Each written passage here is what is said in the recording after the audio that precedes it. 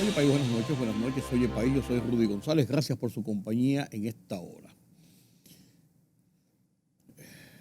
Bueno, tensiones en Asia por la visita de Nancy Pelosi es la noticia internacional que arropa todo el continente, el mundo, Europa, después de lo que está pasando con Rusia y Ucrania, ya más de 3 meses en una guerra absurda provocada por los rusos que quieren controlar esa parte de Europa, quieren tener la hegemonía, quieren reanudar el imperio que tuvieron en un momento cuando eran Unión de Repúblicas Socialistas Soviéticas, la URSS. Y el tema de los chinos y Taiwán es un tema muy controversial, muy serio, muy profundo, que viene de muchos años por el reclamo de China continental de que la isla de Taiwán, antes Formosa, es una parte de China, es una parte del territorio. Y de hecho, al paso de los tiempos, China continental, con su avance hacia el capitalismo, convertido ya en una de las grandes potencias, la primera o segunda, pujando con Estados Unidos, potencia económica del mundo, siguen presionando para que Taiwán sea declarado un territorio parte del continente, cuando no un territorio hostil. Y lo han logrado en muchas partes del mundo cuando han eliminado, por ejemplo, en América Latina, solamente 1 o 2 países quedan teniendo relaciones con Taiwán, porque al abrir relaciones con China, caso República Dominicana, por ejemplo, la condición es que tienen que suspender las relaciones con Taiwán. Y República Dominicana, pese a todo lo que ha sido Taiwán a lo largo de la historia para República Dominicana, pese a ello, República Dominicana rompió sus relaciones con Taiwán para asumir las relaciones diplomáticas y formales con China, no así una relación con una oficina de negocios como tenía anteriormente. ¿Que esa es la realidad de los tiempos? Bien. ¿Que esa es la realidad económica del mundo? Bien, no vamos a entrar en esa discusión. Sin embargo, lo estoy poniendo como ejemplo de cómo China ha ido avanzando en su posición frente a Taiwán. Y esta visita de Nancy Pelosi, la presidenta de la Cámara de Representantes de los Estados Unidos, la Cámara de Representantes viene siendo la Cámara de Diputados en República Dominicana. Pero el caso de Nancy Pelosi, en esa visita a Taiwán, tiene muchas aristas. La primera de ellas es que Nancy Pelosi no es simplemente la presidenta de la Cámara de Diputados o la Cámara de Representantes de los Estados Unidos. Es que Nancy Pelosi representa uno de los poderes del Estado de los Estados Unidos, donde la separación de los poderes es rígida y es parte del status quo institucional de los Estados Unidos. El Congreso tiene un grado de independencia tal que, claro, en razones de política interna, demócratas y republicanos, bien, y cada uno vota en muchos casos por sus posiciones políticas, pero tiene un grado de independencia tal del poder ejecutivo como lo tiene la justicia de los Estados Unidos. Es muy complicado para el gobierno de los Estados Unidos, el presidente de los Estados Unidos, el ejecutivo de los Estados Unidos, tratar de influir, involucrarse y trazarle pautas a la justicia en los Estados Unidos o al Congreso en los Estados Unidos. Pero más que eso, en el orden de sucesión de los Estados Unidos, Nancy Pelosi, presidenta de la Cámara de Representantes, es la tercera figura en la sucesión, la segunda figura de la sucesión presidencial: presidente de la República, vicepresidente y presidente de la Cámara de Representantes. O sea, es una figura del poder político de los Estados Unidos. Entonces, la Casa Blanca ha dicho que no puede interferir en esta visita de Nancy Pelosi, que no es una visita a Taiwán autorizada por el gobierno de los Estados Unidos, porque tampoco puede impedirla. Por demás, Nancy Pelosi es vista por China como una provocación ir a visitar a Taiwán, como una forma de darle un apoyo, un respaldo a Taiwán en esta lucha que lleva China para asumir a Taiwán como una parte importante de sus territorios.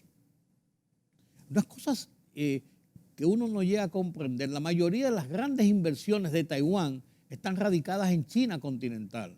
Y chinos continentales, empresarios, tienen inversiones en Taiwán. Pero la parte geopolítica es otra. China no se resiste a que Taiwán no sea una parte de sus propiedades, de su territorio. Ya lo hizo con Hong Kong al vencerse el acuerdo, y Hong Kong pasó a ser parte del territorio, lo mismo que toda la parte de Macao, Cantón, toda esa parte del sur de China, que eran parte controlada por Inglaterra en un momento determinado. Vencido el plazo, Hong Kong volvió a pasar. Sin embargo, China continental ha mantenido a Hong Kong, aunque parte del territorio, regido por normas del territorio, del gobierno chino, un gobierno dictatorial de fuerza, un poco más blando por las razones de su inclusión o su incursión en el mundo capitalista en los últimos años, ha dejado que Hong Kong se maneje de una forma diferente, tipo Occidente, como se había manejado a lo largo de varias décadas cuando estaba bajo el régimen de control político de Inglaterra. ¿Por qué? Porque esa economía ha funcionado. Incluso la bolsa de Hong Kong es una de las más grandes del mundo. Los negocios, la interacción de Occidente con Hong Kong es de primer nivel. Es uno de los grandes centros de negociaciones del mundo. Entonces, China continental ha permitido esto. Con Taiwán, su lucha ha sido más fuerte porque el régimen de Taiwán obedece a otra estrategia política, alejada totalmente del sistema totalitarista que tiene el régimen de Pekín. Si bien Xi Jinping, el primer ministro de China, es un hombre menos agresivo y más conservador en sus relaciones con Occidente, no es menos cierto que el estatus de China per se sigue siendo de una dictadura de enfrentamiento a Occidente. La guerra económica que libró China con Estados Unidos, que sigue librando, pero que libró en la administración de Donald Trump, eso lo indica. Eso lo indica. Pero esta es una situación en pleno desarrollo que las consecuencias las veremos en el curso de los días, de las horas, de los días, de las semanas, de los meses y hasta quizás de los años. Se ha armado un reperpero en República Dominicana con el tema de los salarios.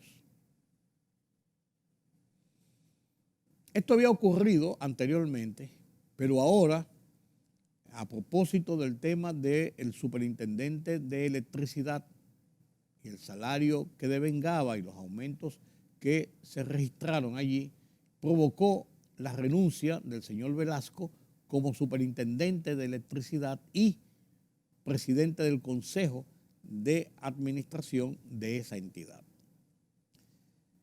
El tema de los salarios, entonces han comenzado a sacar en las redes sociales y en otros medios los salarios de otros funcionarios, principalmente en los casos de los superintendentes. Y si bien es cierto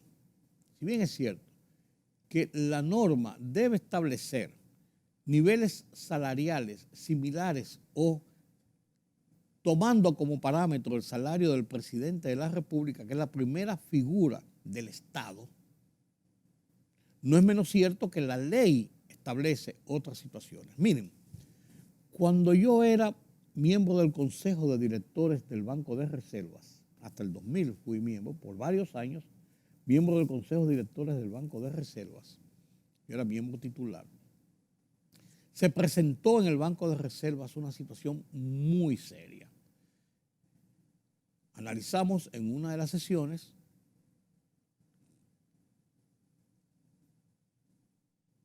la incorporación de algunas personas a varios puestos importantes de administración, de dirección, de operatividad del banco, porque se habían producido una serie de renuncias a los puestos. Se pidió una investigación de por qué estaban renunciando los funcionarios operativos, principalmente y ejecutivos de negocios del Banco de Reservas, estoy hablando del año de finales de los 90, y se determinó que el sector privado, o sea, la banca privada, estaba captando, y empresas privadas, estaba captando ese personal. El Banco de Reservas preparaba su personal, lo mandaba a hacer posgrado, especializaciones fuera del país, los mantenía al día de lo que estaba pasando en la banca, pero los salarios eran pocos. La banca privada le ofrecía hasta el doble a muchos de esos funcionarios operativos y de negocios que iba formando el Banco de Reservas. Y el Banco de Reservas se estaba quedando sin ese personal, incluso sin ese personal que había ganado mucha experiencia en la banca. Entonces, no había de otra que hacer un reajuste importante en los salarios de esos funcionarios. Y en un momento determinado, esos reajustes de salario rondaban con los salarios establecidos dentro de las normas del banco y la resolución del banco, con lo que era del administrador del banco, los viceadministradores y los jefes departamentales. Incluso algunos podían sobrepasar a esos niveles. Pero hubo que hacer ese tipo de reajuste para ajustar el tema a la realidad. ¿Qué está ocurriendo en el gobierno central, en el Estado Dominicano? Según va aumentando el costo de la vida, la inflación, el crecimiento de la economía, los salarios establecidos en la última revisión de salarios que hubo en República Dominicana oficialmente, se estableció mediante la ley 105-13, hace 10 años, que le estableció y se le dio a aplicar al Ministerio de Administración Pública. De allá a aquí, 10 años, es mucho lo que ha movido o se ha movido la economía de República Dominicana. Y entonces esto provoca situaciones de desajustes en los salarios. Entonces, esta ley, como establece claramente los salarios del presidente, los presidentes de los diferentes estamentos del Estado y de los ministros, se deja a los superintendentes, se deja al gobernador del Banco Central, a directores de organismos descentralizados del Estado, pero son organismos del Estado, a que establezcan mediante resoluciones los salarios de sus ejecutivos. Y usted tener ejecutivos de primera línea en una posición de esa naturaleza con sueldos bajos, fuera de competencia de lo que paga el sector privado, cualquier gerente de una empresa grande del sector privado paga muchísimo más que lo que gana el presidente y que lo que gana cualquiera de esos superintendentes y directores de esos departamentos. Entonces, ahí hay que buscarle un punto de inflexión, un punto realmente de lógica. Ahora, usted dirá, en el momento de crisis que estamos viviendo de la economía, en el momento de inflación, de restricciones al gasto público, anunciar aumentos de salarios en el sector público en niveles altos es políticamente contraproducente y era motivo, lógicamente, de un escándalo. Quizás lo que ocurrió o lo que ha ocurrido en los últimos meses, en el último año, es que no se midió el impacto político de esa medida, pero que desde el punto de vista económico tiene un sentido de lógica, lo tiene.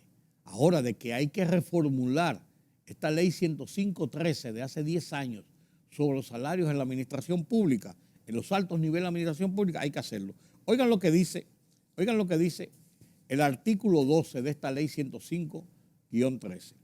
La escala de remuneraciones de salarios brutos máximos para los presidentes de los poderes y entes constitucionales del Estado Dominicano con régimen propio del sector público dominicano es la siguiente. Presidente de la República, salario hasta 450,000 pesos mensuales. O sea, el presidente no puede ganar más de 450,000 pesos mensuales, de acuerdo a lo que dice esta ley. Presidente del Senado, presidente de la Cámara de Diputados, presidente de la Suprema Corte de Justicia y el presidente del Tribunal Constitucional, salario hasta 400,000 pesos. Vicepresidente de la República, hasta 400,000 pesos. O sea, el vicepresidente de la República gana lo mismo que el presidente, hasta lo mismo que el presidente del Senado, de la Cámara de Diputados, de la Suprema Corte de Justicia y del Tribunal Constitucional. El presidente del Tribunal Superior Electoral, el presidente de la Junta Central Electoral, salario hasta 375,000 pesos. El presidente de la Cámara de Cuentas, hasta 350,000 pesos. Ese es el salario máximo.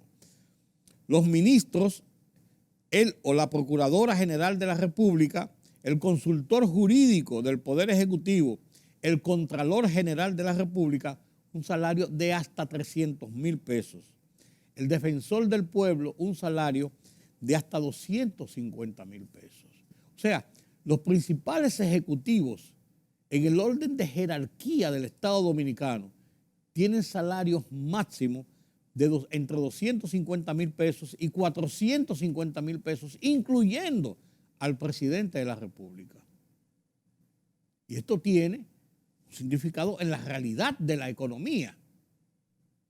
Entonces sigue diciendo el artículo 13, oigan esto, la escala salarial de los poderes y órganos y entes constitucionales del Estado se regirá para los senadores y diputados, los jueces de la Suprema Corte de Justicia, los demás jueces del Poder Judicial, los jueces del Tribunal Constitucional, los jueces del Tribunal Superior Electoral, los integrantes del Ministerio Público, los miembros titulares, no el presidente, los miembros titulares de la Junta Central Electoral, los titulares de la Cámara de Cuentas, el Defensor del Pueblo y sus adjuntos del Banco Central de la República Dominicana, los miembros de la Junta Monetaria, así como los servidores públicos dependientes de cada uno de estos órganos y entes de rango constitucional, serán establecidos estos salarios por resolución que dicte la autoridad competente,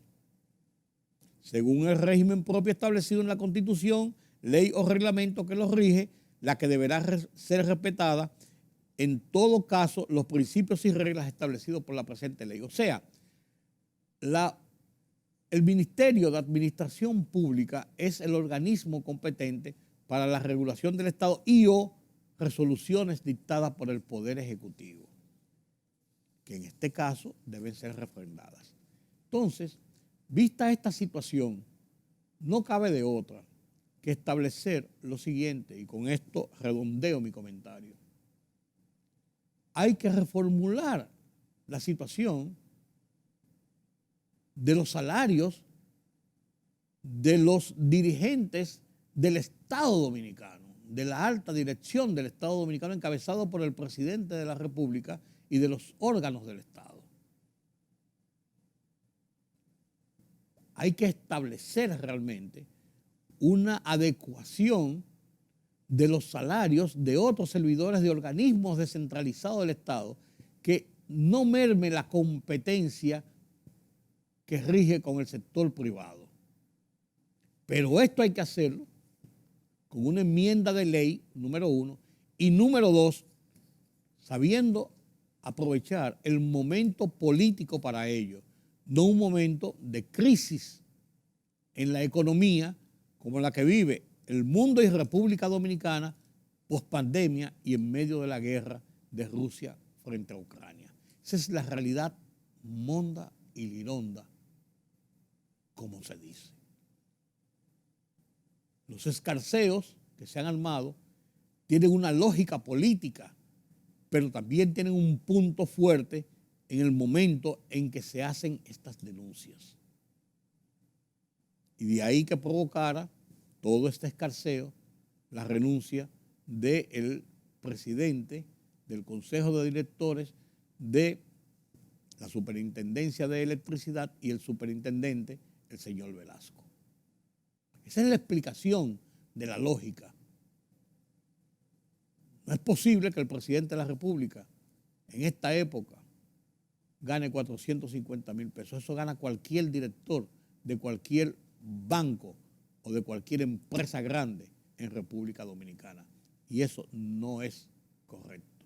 Si el presidente desea donar su salario como ha hecho el presidente Luis Abinader para una causa noble, donar su salario, esa es una decisión del presidente. Pero el régimen de salario no puede seguir estando en los niveles de competitividad hacia abajo que tienen los servidores públicos. Punto y aparte. Permítame la pausa.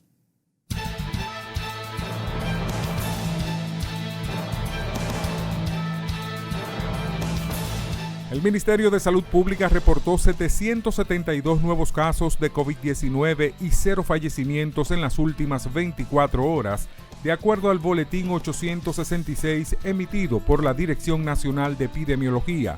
El total de fallecidos a la fecha se mantiene en 4.383, mientras que los casos acumulados ascienden a 630.419.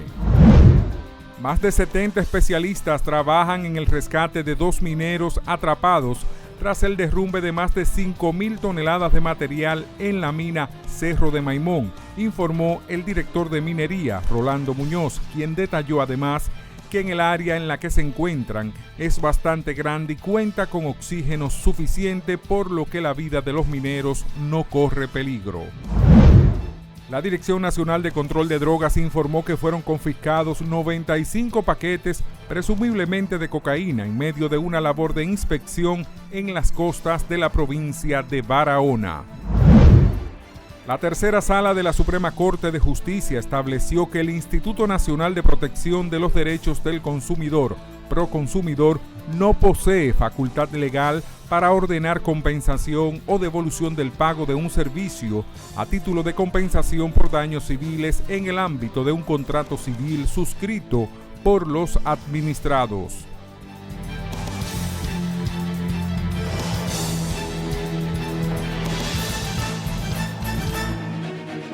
El rumbo de la tarde, plural, objetivo, democrático, la verdad siempre. Con 3 verdaderos profesionales del periodismo y la comunicación, Georgie Rodríguez, Juan TH y Rudy González.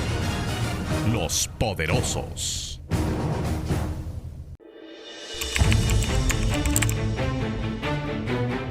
Periodismo de investigación, columnas, opinión, análisis, reportajes de fondo.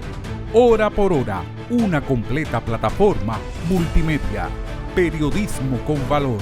Noticias horaporhora.com.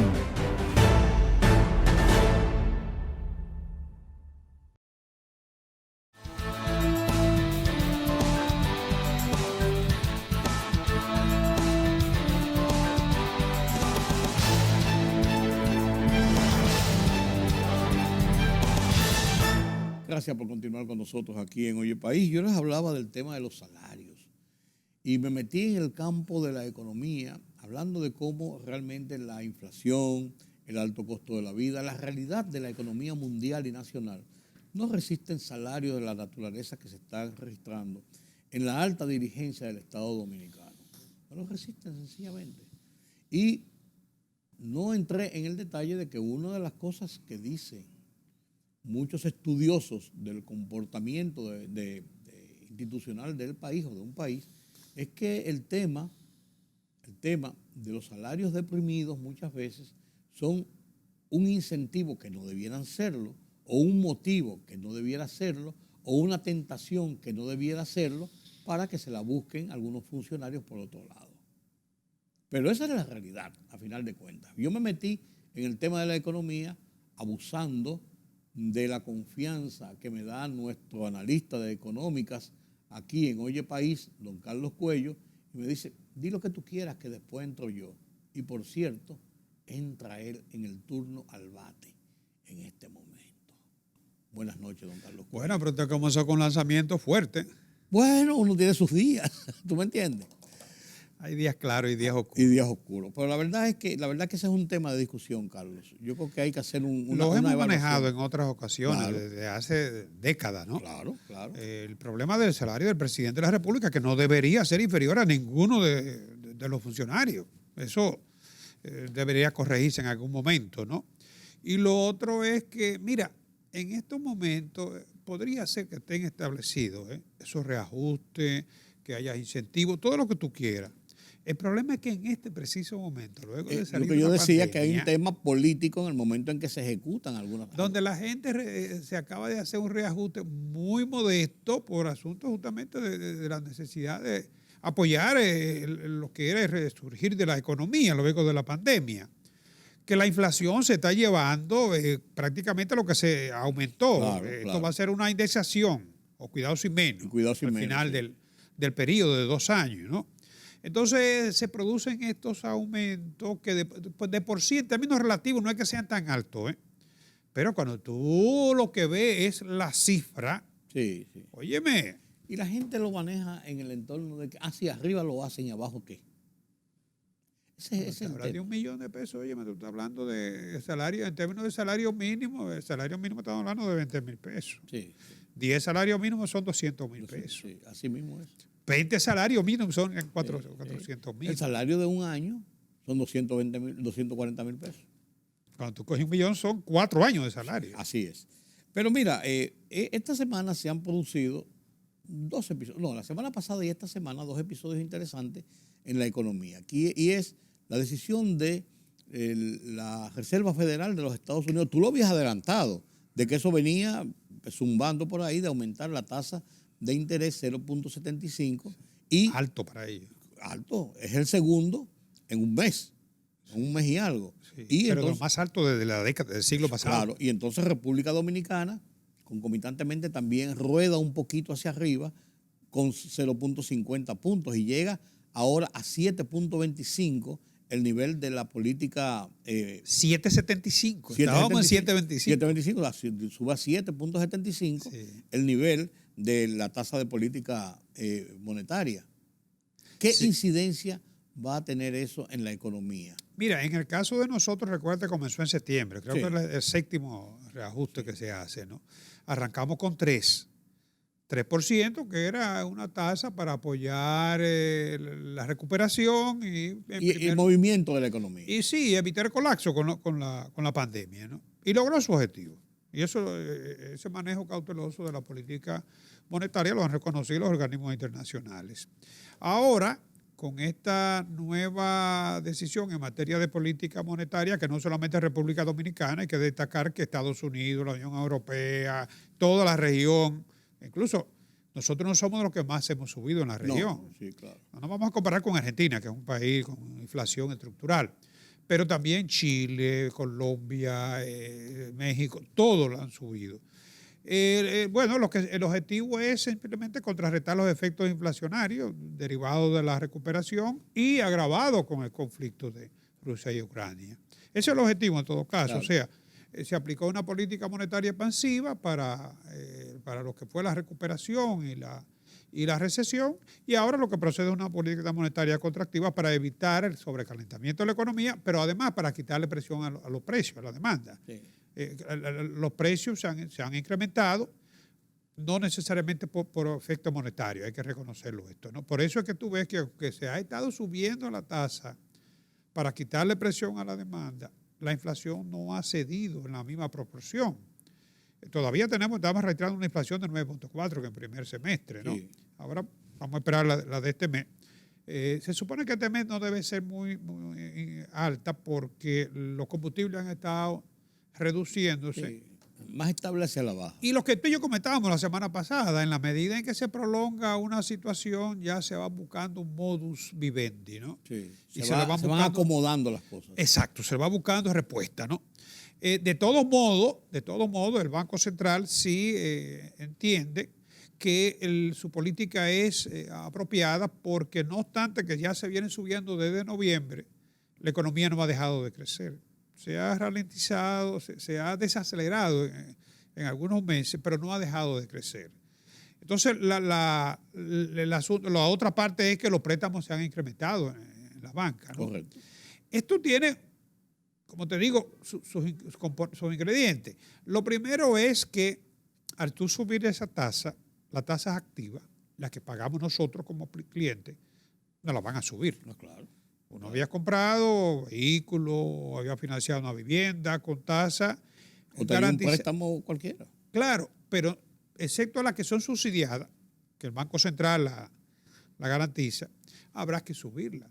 Van a subir la tasa pasiva, los ahorrantes, que eran los grandes sacrificados, porque cuando tú recibes una tasa de rendimiento de un 5% con una inflación de un 9%, tú no estás recibiendo ningún rendimiento, al contrario. Claro.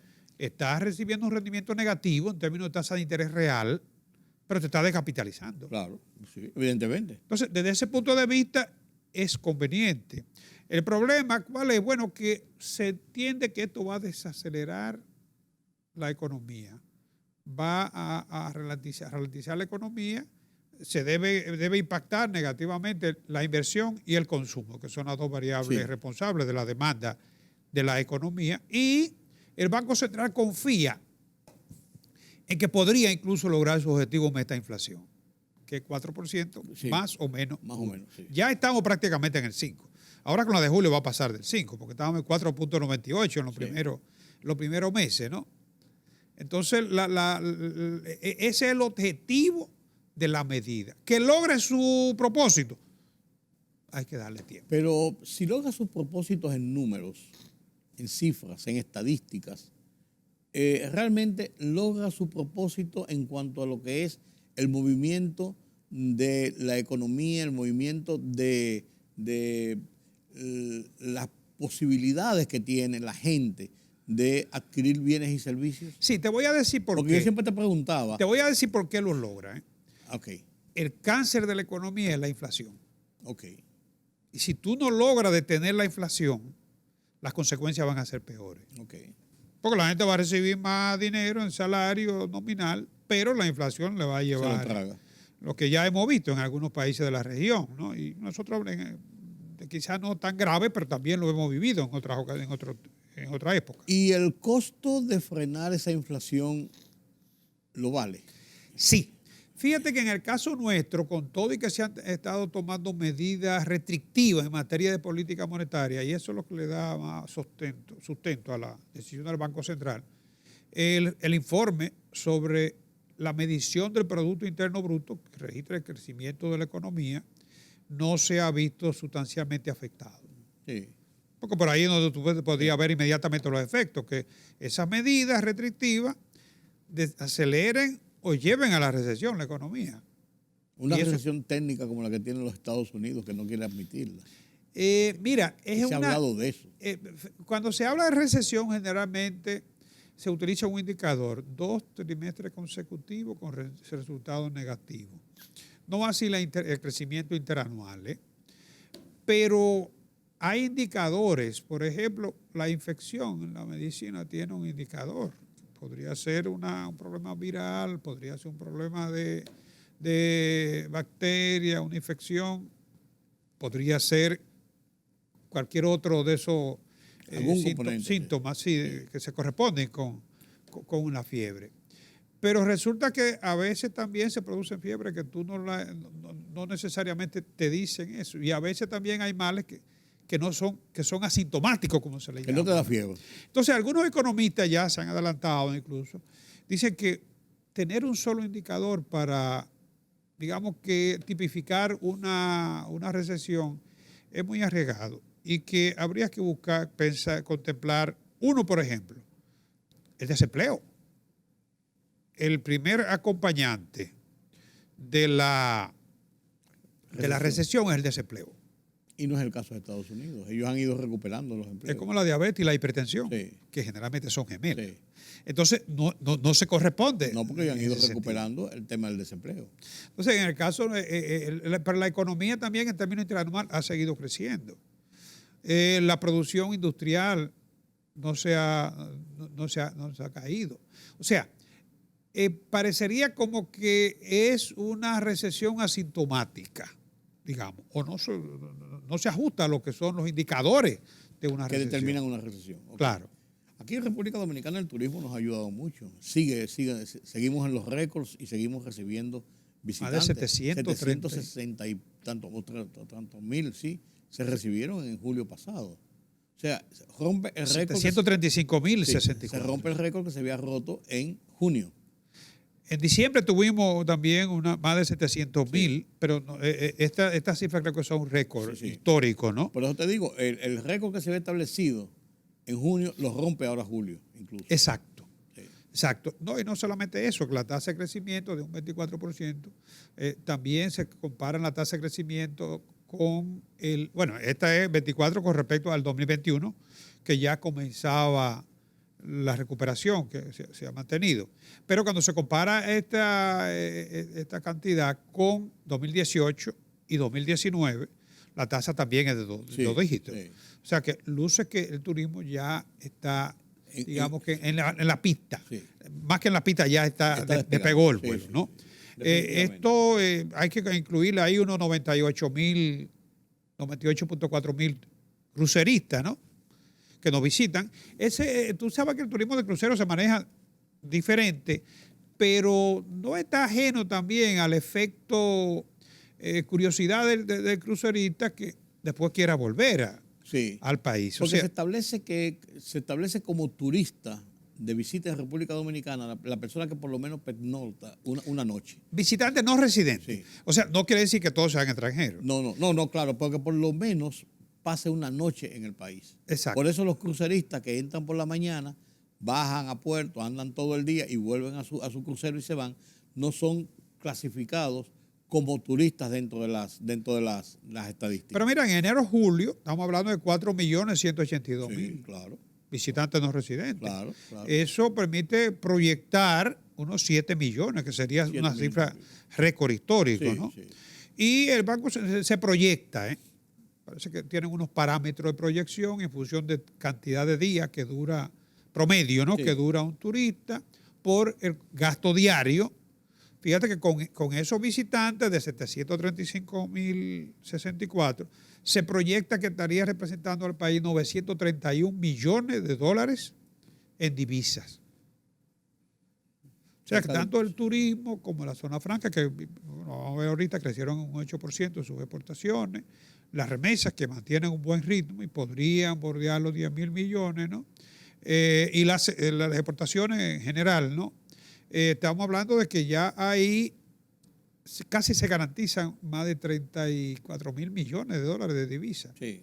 Y eso en parte te explica el por qué se ha fortalecido tanto el peso dominicano, porque la afluencia de divisas no ha dejado de llegar. No ha bajado. Al extremo de que el Banco Central acumula más de 14.000 millones de dólares, ¿no? Claro. Es una de las cosas como extrañas que tuvo el comportamiento pandemia y pospandemia. Cuando se pensaba que esos niveles podían reducir dentro de todo el aparato, se fortalecieron. La pandemia bajó, recuérdate. Bueno, bajó en la crisis dura. La crisis dura de la pandemia, pero la recuperación fue inmediata. Sí, porque además el Banco Central se vio la necesidad de desprenderse de su reserva. Y con todo y eso, recuérdate que tuvimos una depreciación de un 10%. Sí. Que pero ahora es al revés, ahora es un 5%. Puede decir, fue en principio, prácticamente. Sí, entre la pandemia y la recuperación. Ahí hubo una presión cambiaria un poquito fuerte. El año pasado fue de un 10% entre 2020 y 2021. Sí, pero se aguantó bien. Se logró aguantar y el Banco Central logró acumular reservas. Hay que reconocer que parte de estas reservas obedecen a la otra afluencia de divisas, la inversión extranjera, que lleva 1.800 millones en lo que va del año y se proyecta que va a reportar más de 3.000 millones. Sí. Pero también el capitales de deuda, colocación de emisiones, Claro. que si bien tiene un efecto inmediato favorable, pero también se compromete. A la postre, sí, puede resultar un compromiso más complicado. Gravoso, claro, para el país. Cubrirlo. El Banco Central emitió sus niveles de la economía en un informe que rindió de parte de la Junta Monetaria esta semana, Carlos. Sí, se habla de un crecimiento para el mes de junio de 5.8, 5.6 para el semestre. Es lo que te decía. Desde noviembre se vienen aumentando las tasas de interés. Sí. Y prácticamente no han incidido. No ha incidido en el crecimiento real de la economía, ¿no? Antes habíamos tenido tasas mucho más altas. Las tasas, de hecho, llegaron a niveles extremos, me refiero, en la baja. Digo, y en el alza, se estaban financiando vehículos con tasas de menos de un 8%. ¿Y en la alza qué niveles ha llegado? ¿Estos son los más altos? No. Nosotros hemos tenido tasas cercanas al 10, todavía incluso, para mantener la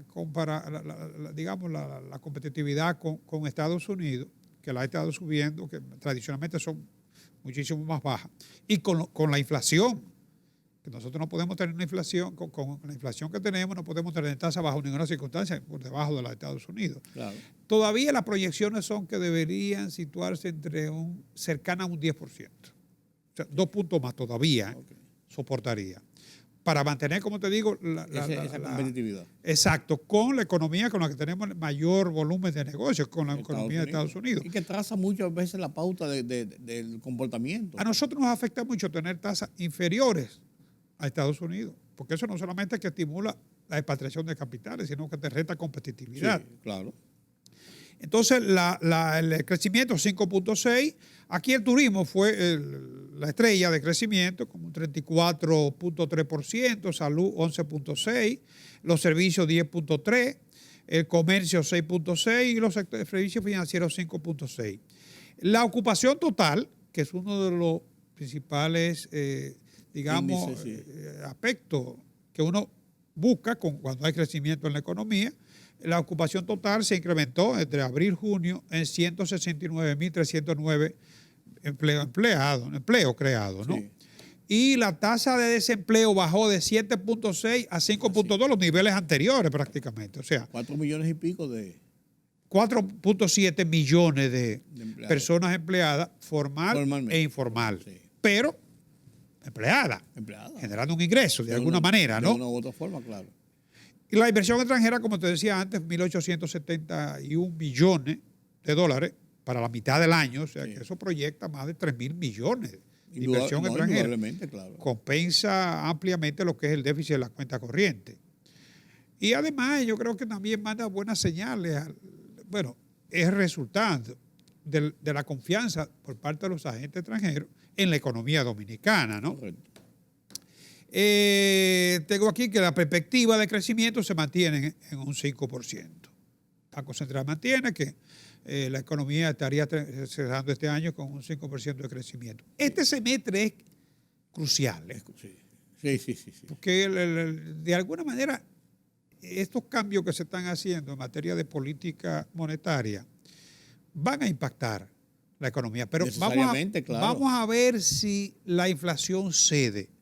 Si la inflación cede, habrá tiempo para estabilizar la economía y entonces hasta cierto punto revertir la tendencia que el último trimestre. Pero este trimestre de ahora en el que estamos, ¿no? El de agosto, septiembre, octubre. Yo creo que es el mejor trimestre para monitorear lo que podría ser el cierre del año 2022. Bueno, vamos a cruzar los dedos y a pensar con la cabeza, como hemos estado pensando hasta ahora.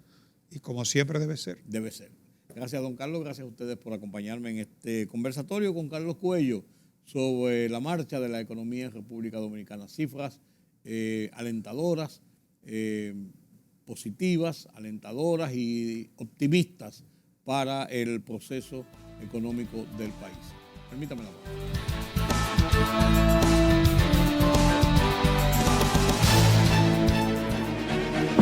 El rumbo de la tarde, plural, objetivo, democrático, la verdad siempre. Con 3 verdaderos profesionales del periodismo y la comunicación, Georgie Rodríguez, Juan TH y Rudy González. Los Poderosos.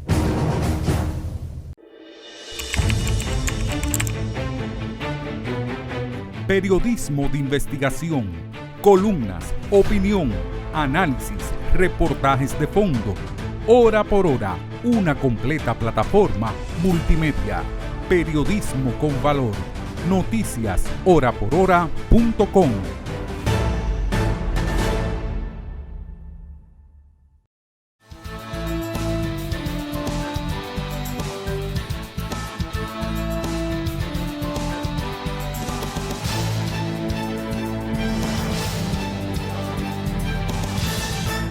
Como les decía en principio, las tensiones allá, en el oriente, son altas por la visita de Nancy Pelosi a Taiwán y otras tensiones regulares que ocurren en el resto del continente y a propósito de la guerra entre Rusia y Ucrania.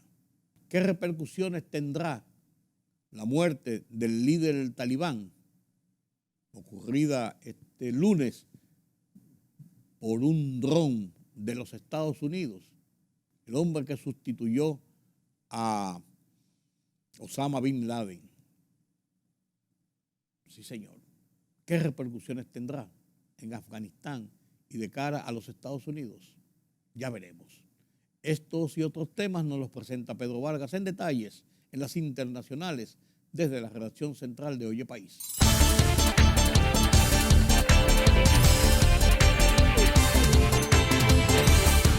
Nancy Pelosi aterrizó en Taiwán desafiando las repetidas amenazas chinas mientras los temores de la Tercera Guerra Mundial alcanzan su punto máximo. Pelosi aterrizó en el aeropuerto Zhonghang de Taipei alrededor de las 22:40 hora local de este martes, convirtiéndose en el funcionario estadounidense de más alto rango en visitar el país asiático en 25 años. La Casa Blanca aseguró que no hay ninguna violación o problemas de soberanía con la visita de la presidenta de la Cámara Baja de Estados Unidos, Nancy Pelosi, a Taiwán. El coordinador de comunicaciones del Consejo de Seguridad Nacional de la Casa Blanca, John Kirby, dijo en una entrevista con la cadena de televisión CNN que su país no apoya la independencia de Taiwán y que la visita de Pelosi únicamente reafirma la política de una sola China defendida por Pekín. El presidente de Estados Unidos, Joe Biden, manifestó su disposición a comenzar a negociar de inmediato con Rusia un nuevo tratado que sustituya al nuevo START, el pacto entre ambos países que limita el número de armas nucleares y que expirará en 2026. Biden hizo este ofrecimiento en un comunicado con motivo de la celebración de la Conferencia de Naciones Unidas sobre la no proliferación nuclear en Nueva York, donde Estados Unidos estará representado por el secretario de Estado Antony Blinken. Una operación de contraterrorismo ejecutada por Estados Unidos en Afganistán el fin de semana resultó en la eliminación de Ayman al-Zawahiri, líder del grupo terrorista Al-Qaeda, que supuestamente ayudó a coordinar los ataques del 11 de septiembre.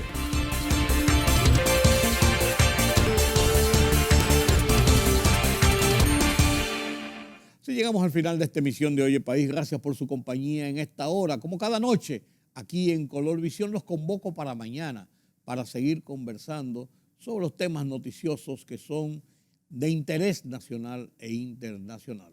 Pasen un feliz resto de la noche. Yo soy Rudy González. Nos vemos mañana.